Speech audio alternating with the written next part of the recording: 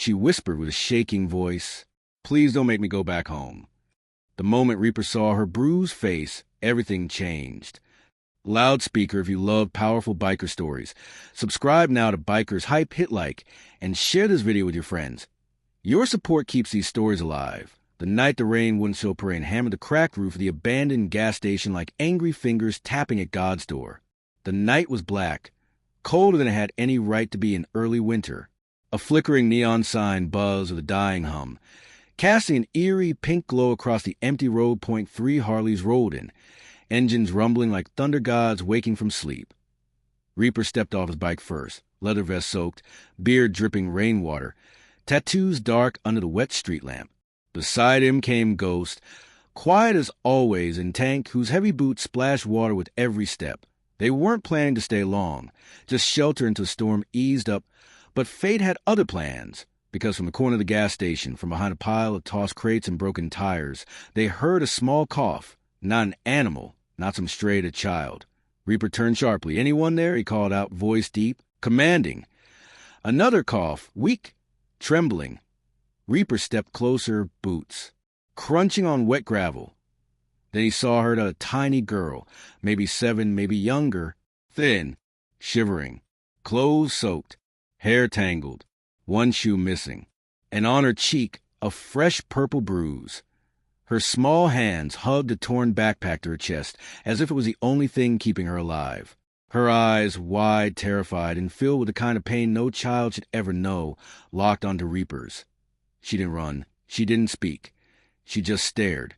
Reaper knelt, lowering himself until he was eye level with her. "Hey, kid," his voice softened, gentler than anyone would expect from a Hell's Angel. "You hurt?" The girl swallowed hard and whispered the sentence that froze all 3 bikers where they stood. "Please, don't make me go back home." A bruise that told AOA Tank crouched down beside Reaper, eyes narrowing at the bruise. "Someone did that to you?" he asked. The girl didn't nod, didn't shake her head. She just hugged her backpack tight, as if protecting something inside. Ghost noticed it first. "There's blood on her sleeve," he murmured. Reaper lifted the girl's arm gently to a gash. Small, but deep enough to bleed through her old sweater. "Who hurt you?" Reaper asked again. Her lips trembled. My stepdad," she whispered. "He said if I ran again, he'd—" Her voice broke. Reaper's jaw clenched so tight his teeth ached. Tank's fists curled into stone. Ghost exhaled slowly, the kind of exhale that meant something very bad was about to happen to someone. "What's your name, sweetheart?" Reaper asked. "And Mia," she whispered. "You're safe now, Mia," Reaper said. "We're not sending you anywhere." But Mia stepped back suddenly, shaking her head. No, he's coming. He always finds me. He says no one will believe me. And if anyone helps me, he'll hurt them too." Reaper reached out, hand resting lightly on her shoulder. Let him try. The man in the tent could just then, far down the road, headlights appeared. A rusty pickup truck swerved wildly as it approached the gas station, tires kicking up water. The engine roared like a beast in rage. Mia stumbled backward in terror. "HE's here." Reaper didn't need more explanation. Ghost, Tank, positions. Both men moved instantly, Ghost stepping into the shadows, Tank cracking his knuckles like stone splitting. The truck screeched to a halt. A man stepped out, thick, drunk, rage boiling in his eyes. "Where's SHE?" he shouted. "Where's that little brat?" He spotted Mia. "There you are. Get over here." He took one step toward her. Reaper stepped between them. "She's not going anywhere with you." The man glared at him. "Move, biker boy. She's my responsibility."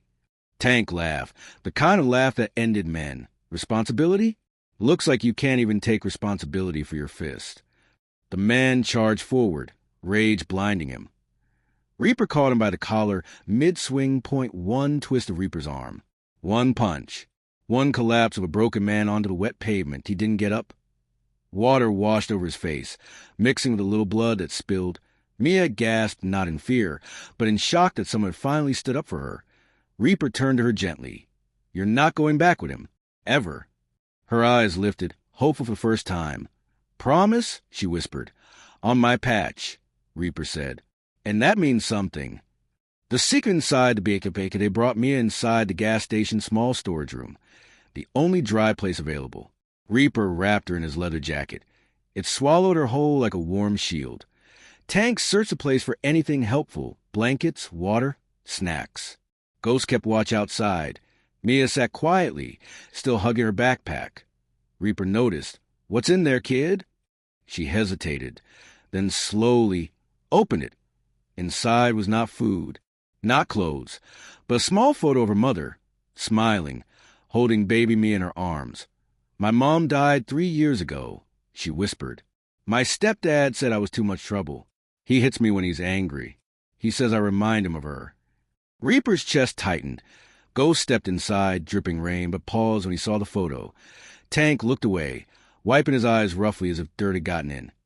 "You're coming with us," Reaper said. Mia tensed. "To a shelter?" she asked, voice trembling. "They always send me back." "Not a shelter," Reaper said. "To our clubhouse." Her eyes widened. "Hell's Angels," she whispered. Reaper nodded. Mia's voice was small but sincere. "Will they like me?" Tank smiled, a rare, warm smile. "They're going to love you." The ride of her El Reaper lifted Mia onto his Harley. The seat was huge compared to her tiny frame, but he wrapped her in an extra jacket and secured her carefully. "Hold on to me tight, sweetheart," he said. She placed her small hands around his waist, gripping with all the trust she had left in the world. The engines roared to life.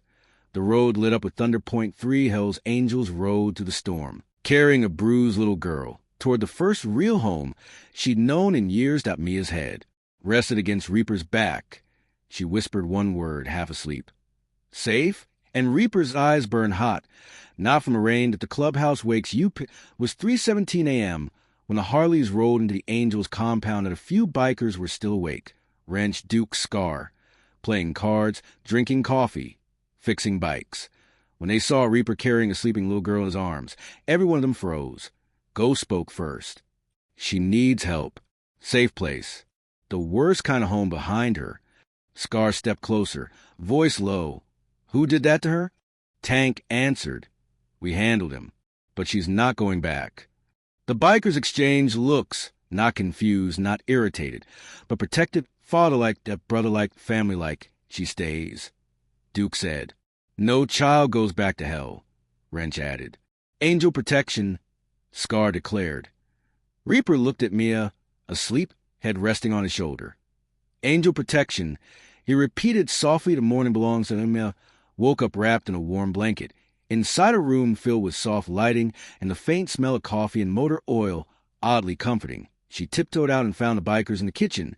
Tank was flipping pancakes terribly. Ghost was pretending not to watch. Reaper was sharpening a knife, dramatically, because of course he was. Scar was cleaning the counter. Duke was trying to fix a toaster that definitely didn't need fixing. When Mia entered, the room went silent. Tank dropped the spatula. "Good morning, sunshine," he said awkwardly. Mia blinked. "You made breakfast?" Tank puffed proudly. "These pancakes would win awards." Reaper coughed. "They're raw in the middle." Mia giggled, a real laugh, small and soft. The bikers froze. IT was the most beautiful sound they'd heard in a long, long time. The social worker, later that day, a social worker arrived, alerted by police who found the knocked-out stepdad in the storm. But when she saw Mia with the Angels, bandaged, safe fed, smiling, she hesitated. "Is this really the safest place for a child?" Reaper leaned forward. "You got a better option?" "Because this girl ain't going back to a man who bruises children." Ghost stepped behind him silently, arms crossed. Tank cracked his knuckles. Scar sharpened a wrench. The social worker swallowed. "Well, actually, given the severity of the situation, temporary placement here could be approved." "Good," Reaper said. "But," she added nervously, "these men must demonstrate responsibility." Tank handed her a perfectly organized schedule of meals, therapy appointments, learning activities, and safety protocols. She blinked. "You put this together?" Tank shrugged. "I like spreadsheets." Reaper smirked. "You mess with a child, you mess with all of us. We take care of our own." The social worker looked at Mia. "Mia, do you want to stay with them?" Mia didn't hesitate. "Yes," she whispered. "Please."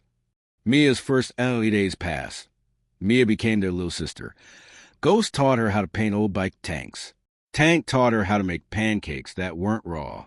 Scar fixed her shoelaces every morning. Duke braided her hair better than anyone expected. Reaper became the closest thing to a father she'd ever known. Point one sunset. Mia tugged Reaper's vest. I made something for you.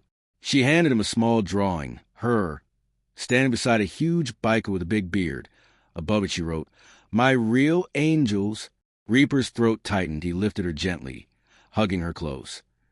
No one will ever hurt you again, he promised. But trouble wasn't finished. Her stepdad returned, drunk, furious, armed. He stormed the compound at night, screaming her name. Before Reaper could step out, Mia ran forward, but not out of fear, out of strength. You can't hurt me anymore, she shouted. Reaper, Ghost, Tank, and every Hell's Angel stepped behind her like a wall of steel. Her stepdad froze. The club. President, Iron Jaw, walked forward. Get off our property. The man lifted his weapon. That IT was a mistake. Reaper knocked away. Ghost pinned him. Tank dislocated his shoulder. Scar called the sheriff. Duke dragged him to the gate. He was arrested on the spot. Mia hugged Reaper's leg. Trembling, it's over, she whispered. Reaper kneeled. It's over. A new LIV months passed. Hearings. Papers. Safety checks. But every requirement was met. Every test passed. Every evaluation supported one conclusion. Mia was happiest, safest, and most loved with the angels. The day the judge approved her permanent placement, Mia ran to Reaper, jumping into his arms. Dad, she cried without thinking. Reaper froze. Tank choked. Ghost wiped a tear.